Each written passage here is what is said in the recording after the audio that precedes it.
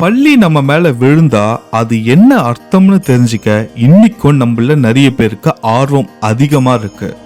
நம் முன்னோர்கள் பல விஷயங்களை சொல்லியிருக்காங்க. ஒவ்வொரு உடல் பாகத்துக்கும் ஒவ்வொரு பலன் இருக்குன்னு நம்புறாங்க. சிலது நல்லதாக இருக்கலாம், சிலது கெட்டதாகவும் இருக்கலாம்.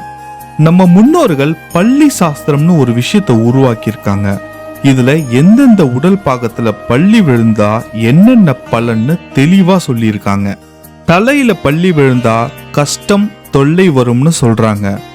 வலது கையில பள்ளி விழுந்தா பணம் கிடைக்கும்னு நம்பப்படுது.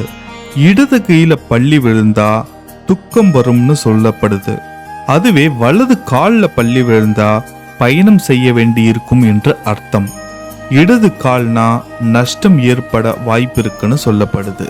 முதுகுல பள்ளி விழுந்தா குடும்பத்துல சண்டை வரும்னு சொல்றாங்க. வயிறுல பள்ளி விழுந்தா உணவு கிடைக்காம கஷ்டப்பட வேண்டியிருக்கும்னு நம்புறாங்க. அதுவே நெற்றியில பள்ளி விழுந்தா பணம் கிடைக்கும்னு சொல்லப்படுது. இடது கண்ணுல பள்ளி விழுந்தா துக்கம் அல்லது வலது கண்ணுல பள்ளி விழுந்தா சந்தோஷம்னு சொல்றாங்க. இதுவே தோள் பட்டையில பள்ளி விழுந்தா சண்டை சச்சரவு வரும்னு அர்த்தம். உங்களுக்கு இந்த வீடியோ பிடிச்சிருந்தா ஒரு லைக் அண்ட் சப்ஸ்கிரைப் கொடுங்க. தொடர்ந்து பயணிப்போம். யாதும் ஊரே யாவரும் கேளீர்.